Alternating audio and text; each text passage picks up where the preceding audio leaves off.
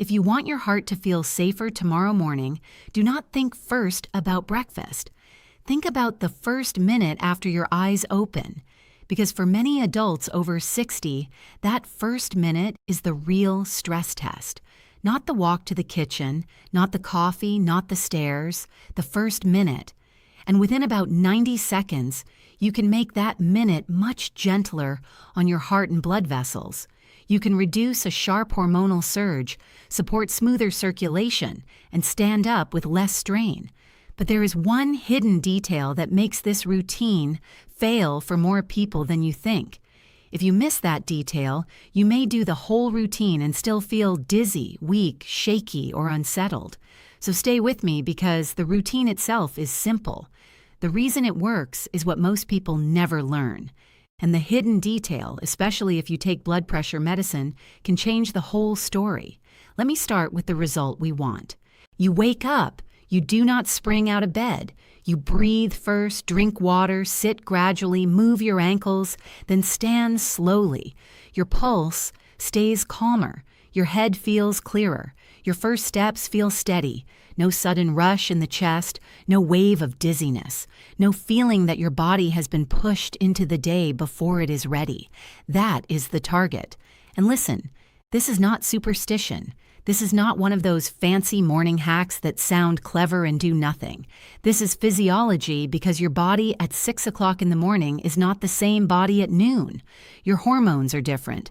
Your hydration is different. Your blood pressure behavior is different. And your blood vessels, especially after 60, do not adjust as quickly as they once did. I have seen this pattern again and again in cardiology.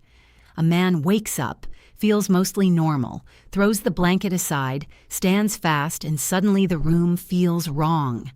The floor shifts, the heartbeat changes.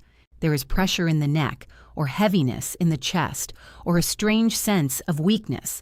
Sometimes it passes in seconds. Sometimes it lingers long enough to frighten people. And sometimes in a vulnerable person, that rough transition is exactly the wrong push at exactly the wrong time. Now, I want to be careful here. I am not saying every quick rise causes a heart event. That would be lazy medicine. I am saying the morning creates a cluster of conditions that make sudden strain more dangerous, especially in older adults, especially in people with stiff arteries, plaque, dehydration, rhythm problems, or blood pressure issues. And the part most people miss is this: the danger does not come from one thing. It comes from the stack. One stressor may be manageable. Several at once can overwhelm the margin of safety. So let us break down that stack. The first layer begins before you even move. The moment you wake, your body does not gently drift into the day. It activates. Cortisol rises. Adrenaline rises. Your nervous system shifts into alert mode. That is normal. By the way, you need that shift. Without it, you will stay groggy, slow, and foggy. Morning hormones are part of the system that gets you functional. But there's a trade-off. That same hormone wave can tighten blood vessels, increase heart rate, and push blood pressure upward. If your arteries are flexible, the body absorbs that rise better. If your arteries are stiff, narrowed, or already under stress, the same rise hits harder. Think of a new garden hose. It bends, it adjusts. Pressure moves through it smoothly. Now think of an old hose, stiff and cracked. Every surge is rougher. Every pressure change matters more. Your blood vessels can behave the same way, and that is only the first layer. The second layer is dehydration. Not severe dehydration usually, not the kind that leaves you collapsed in the sun, a quieter version. During sleep, you lose water through breathing. You lose water through urine. Some people lose more if the room is warm. Some lose more if they breathe through the mouth. Some lose more if they took certain medications the night before. So by morning, your circulation is often a little less forgiving. The blood can become relatively more concentrated. Flow can be a bit less smooth. And when that happens in an older cardiovascular system, the heart has less room for error. This is one reason cardiologists pay close attention to the early morning hours. A notable share of serious cardiovascular events happens in that window, not because morning is cursed, not because waking up is somehow abnormal, because morning is a transition, and transitions expose weakness. Now here comes the mistake I want you to picture clearly. You wake up, maybe your bladder is full, maybe the phone buzzes, maybe your mind jumps straight into the day. And before your body has stabilized, you go from flat to upright very quickly. That fast change is what I call the 25-second era. And yes, I know the number is symbolic. For some people it is 10 seconds, for some 20, for some 30. The point is the same. The rise happens too fast for the body to adapt smoothly. The moment you sit or stand, suddenly gravity pulls blood downward. A younger body answers quickly. The vessels tighten. The pulse adjusts. The brain still gets enough blood flow. The pressure remains more stable. But after 60, those reflexes often slow, not dramatically, sometimes just enough. And in medicine, just enough is often where problems begin. Blood pressure can dip for a moment. The brain senses less flow. The heart tries to compensate. Then the body overcorrects. And that rapid swing, drop, then push, is exactly the kind of instability an older cardiovascular system dislikes. Listen, this part confuses many people. They think the issue is only low blood pressure. Actually, no, that is only one piece. The bigger issue is instability. A sharp dip followed by a sharp correction creates a hemodynamic swing. That means flow, pressure, vessel tone, and heart workload are changing too abruptly. An abrupt change is the enemy of vulnerable arteries, especially if stress hormones are already high, especially if hydration is already low, especially if there is already plaque inside the vessels. Now, pause there for a second, because this is where many men tell me, "But doctor, I have always jumped out of bed." I know you may have done it for years. You may have done it for decades. You may feel proud of it. But what worked at 40 may not work at 68. What felt harmless at 35 may carry a higher cost at 72. That is not weakness. That is aging physiology. And physiology does not care about pride. It responds to mechanics. Here's another way to picture it. Imagine an airport runway in heavy morning fog. Planes can still take off, but takeoff needs more care, not less. More sequence, more patience, more control. That is what your heart needs in the first minute after waking. Not panic, not speed, control. And this is why the 90-con protection routine matters. It does not magically repair arteries. It does not erase heart disease. It does not replace proper medical care. What it does is simple and powerful. It smooths the transition. It gives your nervous system time. It gives your circulation time. It gives your heart a softer runway. So let us go through it carefully. Step 1 starts before you move at all. The moment you realize you are awake, stay where you are. Do not reach for the phone immediately. Do not twist fast. Do not throw your legs out of bed. Stay still and take 3 slow, deep breaths. In through the nose, out through the mouth. Gentle, full, unhurried. Nothing dramatic, nothing forced, just 3 deliberate breathing cycles. Why does that help? Because your breathing is one of the fastest ways to influence your autonomic nervous system. That sounds technical, so let me make it plain.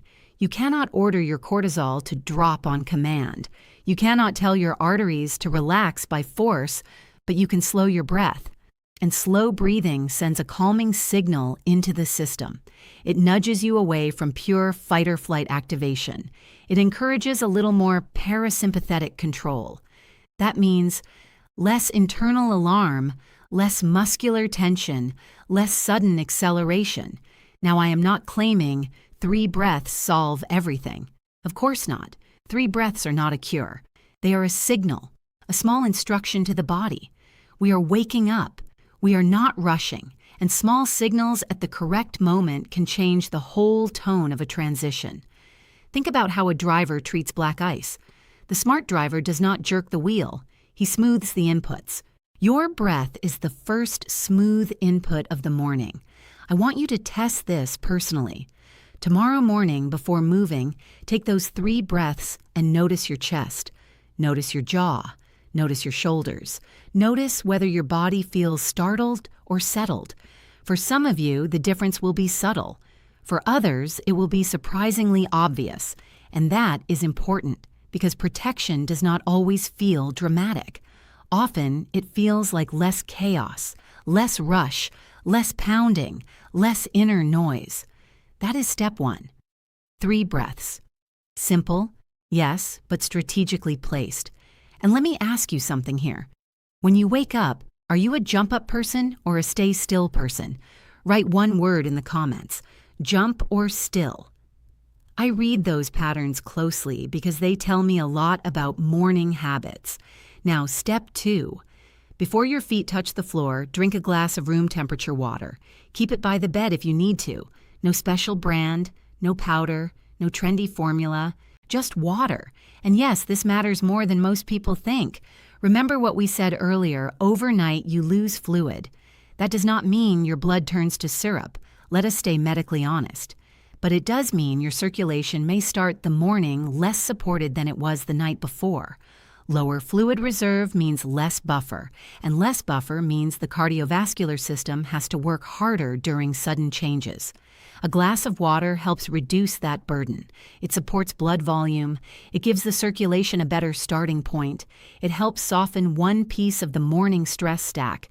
And the reason I say room temperature is practical. Very cold water can feel jarring first thing. We do not want a jolt. We want a smooth rise. Now, some of you may be thinking, Doctor, 1 glass of water cannot be that important. Fair question. And the answer is this. 1 glass is not magic. Actually, let me correct that. 1 glass is not dramatic. But preventive medicine is often built on undramatic things. 1 glass of water is not about heroics. It is about removing one avoidable stressor. And when you stack several small protective choices together, the effect becomes meaningful. That is how real prevention usually works. Not one giant intervention, a sequence of modest decisions, each reducing strain. Morning hormones high, hydration lower, reflexes slower, gravity pulling blood downward. Why add unnecessary fluid deficit on top of that? You would not start a long drive with the fuel light on if you could avoid it. Why start your heart's morning workload with less volume than necessary? Here's another practical point. Many older adults wake with a dry mouth and ignore it. They assume it is just age. Sometimes it is. Sometimes it is mouth breathing. Sometimes it is medication. Sometimes it is overnight fluid loss. Whatever the reason, that dryness is often a clue. The body is telling you, the system is starting the day under less comfortable conditions. And if you take the clue seriously, the correction is easy. Water first, then movement, not the other way around. This is also a good moment for a small reality check. If you have heart failure, kidney disease, or a fluid restriction from your doctor, your situation is different. Follow your own physician's plan. Do not force extra fluid because a video sounded persuasive. The goal here is safe, general guidance, not careless, one-size-fits-all advice. For most people, a simple glass of water is reasonable. For some, fluid instructions must be personalized. That distinction matters. And by the way, if this is already helpful, press like. That helps this video reach someone who wakes up dizzy and thinks it is just getting older. Sometimes one small routine changes how a whole household starts the day. Now let us move to step 3. This is the part many people skip, and for many, it is the part that changes everything. After your 3 breaths, after your water, sit on the edge of the bed. Let your legs hang down for about 30 seconds. Do not rush that part. Just sit. Feel the bed under you. Let your body register the change in position. And while you sit there, make slow circles with your ankles. A few one way, a few the other. Then gently flex your feet. That is it. No big exercise, no dramatic stretch, just simple ankle movement. Why does that matter? Because your calf muscles are not just leg muscles.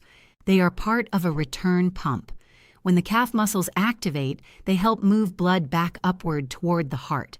This is sometimes called the muscle pump. And in plain English, it means your lower legs can help your circulation prepare for standing. That preparation matters.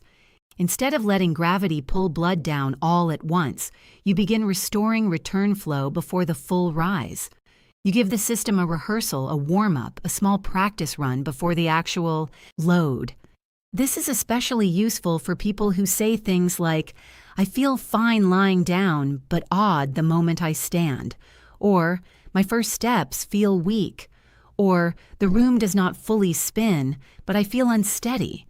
Those details matter because they tell us the transition itself may be the problem. Not the whole morning, not the whole day, the transition. And transitions can be improved. Here's a simple comparison. If you have ever sat on a long flight then stood up too quickly, you know the feeling. The legs feel heavy. The head feels a little off. The body needs a moment. Morning can create a smaller version of that same issue, and older vessels are less forgiving of quick changes. So the ankle circles are not random. They are targeted. They gently wake up the lower leg pump without asking the whole body to respond at once. That is smart physiology. And because they are so simple, people tend to underestimate them. They think surely something as basic cannot matter. But in cardiology, basic does not mean trivial. Breathing is basic. Hydration is basic. Rhythm is basic. And life depends on all of them. So let me put the full routine together clearly. Wake up and stay still. Take 3 slow breaths. Drink a glass of room temperature water. Sit on the edge of the bed for about 30 seconds. Move your ankles in slow circles. Then stand up gradually, not with a snap, not with the lunge, gradually. That is the 90-second protocol. Breathe, drink, sit, move, stand. 5 words, easy to remember, easy to repeat. And if you want this to become a real habit, keep the cue simple. Write those words on a card tonight. Put it by the lamp. Put the water where you can reach it. Make the healthy action easier than the rushed one. Because behavior follows convenience more than motivation. That is a lesson people forget. They wait to feel disciplined. But discipline is much easier when the environment helps you. Now let us go deeper, because I do not want this to sound like a checklist without logic. Why does sitting on the edge of the bed help even before the ankle movement begins? Because position changes are not neutral. When you move from lying flat to sitting, your circulation has to redistribute. When you move from sitting to standing, it has to adapt again. If you skip the middle step, the body absorbs a larger adjustment all at once. That is harder. If you include the middle step, the body adapts in stages. That is easier. The heart likes stages. The blood vessels like stages. Your brain likes stages too, because brain blood flow does not enjoy abrupt drops. And listen, brain symptoms are often the first clue. People say, "I do not think it is my heart." Maybe not directly. Maybe the first sign is in the head, a light wave of dizziness, a foggy sensation, a dim feeling behind the eyes, a brief sense that the floor is unstable. Those are not always dramatic warning signs, but they are useful. Feedback. They tell you the transition is rougher than it should be. If you get that signal, do not ignore it. Respect it. It is your body asking for a slower sequence. I want to add a patient-type example here, because many of you will recognize it. A man in his late 60s wakes 2 or 3 times a night. When morning comes, he feels pressure to get up quickly. Bathroom first, everything else later. So he swings out of bed fast. On some mornings, he feels nothing unusual. On other mornings, there is a rush in the head and a strange weakness in the legs. He tells himself it is fatigue or age or a bad night's sleep. Maybe it is partly those things, but often the bigger issue is a speed of transition. Same body, same bed, different sequence, different outcome. That is why routine matters. Not because every morning is a crisis, because every morning is a repeated opportunity, and repeated opportunities shape long-term risk. Now, here is a question I want you to consider honestly. How many of you have ever felt briefly dizzy, then laughed it off? Not because it was funny, because it passed. If that has happened to you, write yes in the comments. You do not need to explain the whole story, just yes. When people see how common that pattern is, they stop dismissing it. And that matters because dismissal is often the first mistake. Let us add another layer. Morning does not stress only the blood pressure system. It can also affect clotting behavior and vessel tone. Platelet activity tends to be higher in the morning in many people. Blood vessels may be more reactive. Stress hormones are climbing. Hydration is lower.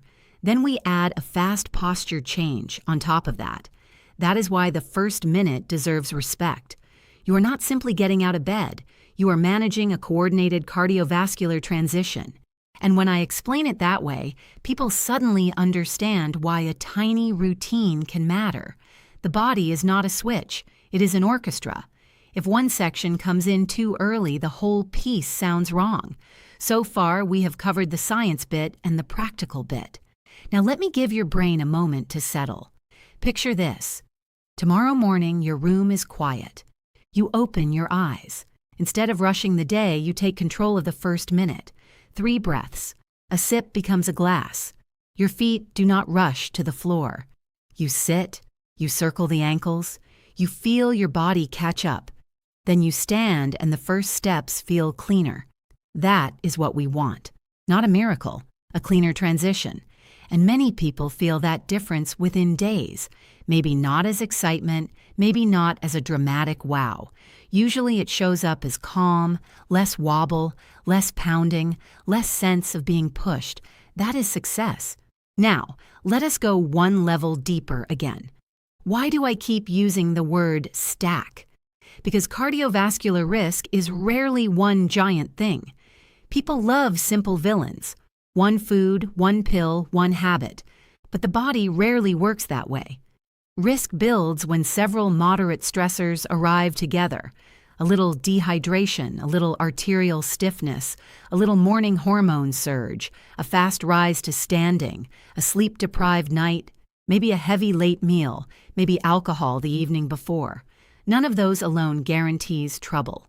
Together, they narrow your safety margin, and once the margin gets thin, small extra strain matters. That is why prevention often looks boring from the outside. It is not boring inside the body. Inside the body, reducing stack stress is a very serious act. And there is one more practical trick you can use. If you wear a smartwatch or fitness watch, try a simple experiment. One morning, rush out of bed like usual. Another morning, use the full 90-cond protocol. Compare how your heart rate behaves. Compare how you feel in the first 2 minutes. This is not a formal clinical trial, of course, but personal feedback teaches quickly, and people often change behavior faster when they see their own numbers. What you measure, you respect, and what you respect, you are more likely to protect. Now, let me bring in the hidden detail I promised, because for a meaningful number of viewers, everything I have said so far is only part of the answer. If you take a diuretic for blood pressure, the routine may help but not fully solve the morning problem. A diuretic removes excess fluid. For many people, that is appropriate, sometimes necessary. We are not telling anyone to stop prescribed medicine. Let me say that clearly. Do not stop blood pressure medication on your own. That can be dangerous. Always discuss medication changes with your physician. But diuretics have downstream effects. They can increase the loss of key minerals. One of the most important is magnesium, and magnesium matters to the heart far more than most people realize. It helps support electrical stability. It helps normal rhythm. It helps the muscle and the nerves communicate properly. When magnesium runs low, the heart can become more irritable. Not always dramatically, sometimes quietly. You may feel fluttering. You may feel skipped beats. You may feel morning shakiness or unexplained weakness. You may feel that your body does not settle properly after waking. And because morning is already a transition zone, low magnesium can make that zone feel rougher. This is the hidden detail I wanted you to hear. Some people do the breathing, they drink the water, they sit, they move the ankles, they stand slowly, and still something feels off.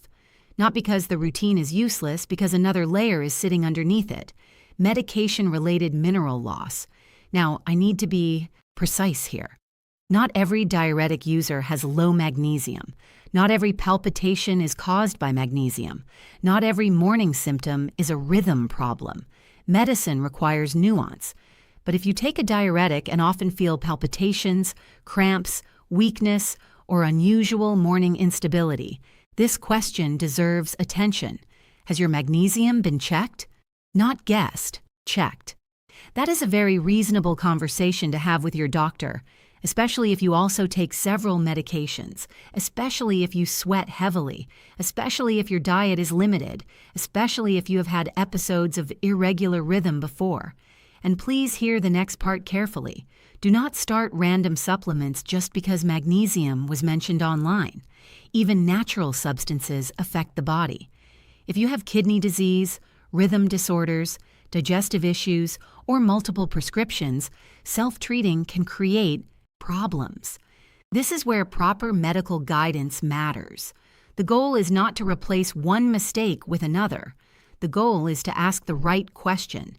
And if you have hypertension, diabetes, heart disease, kidney disease, or daily prescriptions, speak with your physician before making supplement changes. That is not legal language. That is good medicine. Right advice, wrong person, wrong timing can still go badly. Now let us talk about what I call the survivor mistake. This is the point where many people say, I have stood up fast for years and nothing happened. Maybe so, but survival is not proof of safety. It only proves that up to now your body has tolerated the strain. That is different. The body can tolerate poor habits for a long time. Then one day, its reserve is smaller. Maybe the arteries are stiffer. Maybe the night was shorter. Maybe the fluid balance is worse. Maybe the medication changed. Maybe the rhythm is less stable. Suddenly, the same habit costs more. That is why I dislike luck-based health strategies. I would rather you use a repeatable routine than trust a lucky streak, because lucky streaks are not prevention, they are history. Tomorrow morning is not history. Tomorrow morning is live physiology, and live physiology responds to sequence. Let me also address another group watching this. Some of you do not feel dizzy. You feel rushed. Your heart pounds when you stand. You are upright but not comfortable. That matters too. The protocol is not only for people who feel faint, it is also for people whose morning rise feels too abrupt, too forceful, too noisy inside the chest. That pounding sensation is feedback. Again, not always an emergency, but it is feedback. Your body is telling you the transition is rough, and rough transitions deserve smoothing. I also want to mention people who wake during the night to urinate. This is common, especially in older men, and every extra trip means extra opportunities for rapid posture changes. If that is you, this protocol is not only for morning. It can help any time you wake from sleep and need to get up at 2 in the morning. The same rule applies. Do not go from deep sleep to full speed in one motion. Breathe first. Orient yourself. Sit, then move. The heart appreciates consistency. Now, somewhere around this point, people often ask, how long until this becomes automatic? Usually not long. A few days for some, a week or two for others. The secret is not willpower, it is setup. Water by the bed, a visual reminder, a decision made the night before. Morning habits are one the night before more often than people think. And if you share a bed, tell your partner what you are doing. That helps because if one person starts moving more calmly, the other often follows. Households have rhythms. Good ones spread, bad ones spread too. Choose which kind you want to create. This is also where I want to ask a more personal question.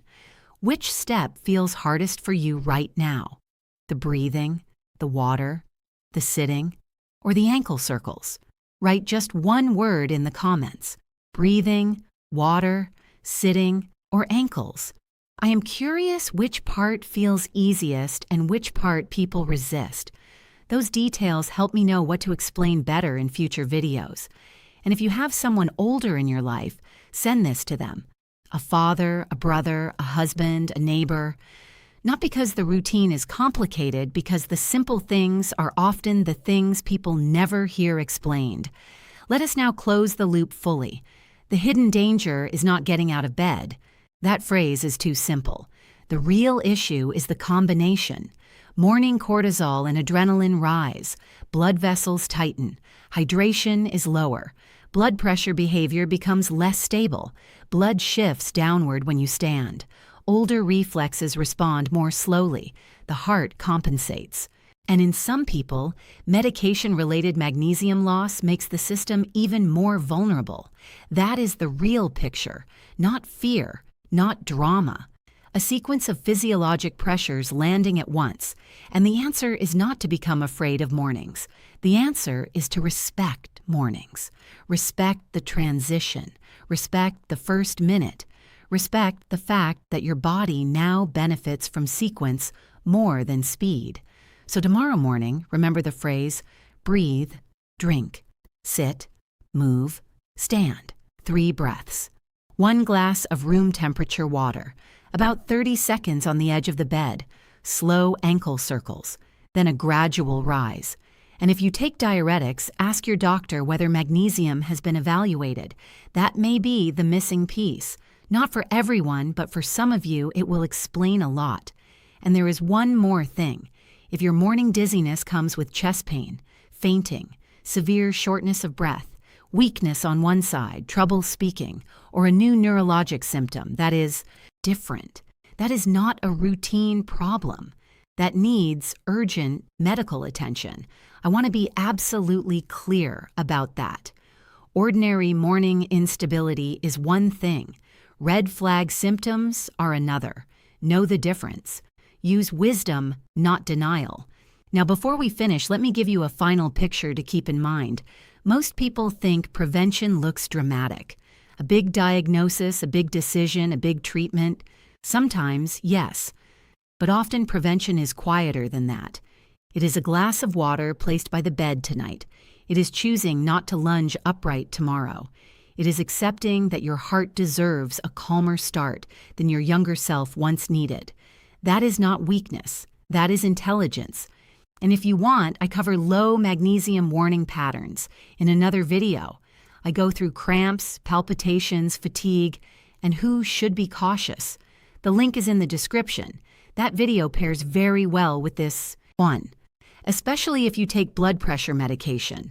If this was useful, subscribe, because next I want to show you how to tell the difference between morning dizziness from blood pressure swings, dehydration, and rhythm instability.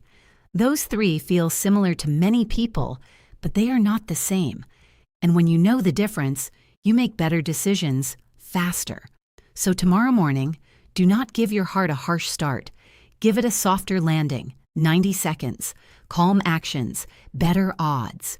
That is often what real prevention looks like. Quiet, simple, repeatable, and powerful in exactly the way the body understands.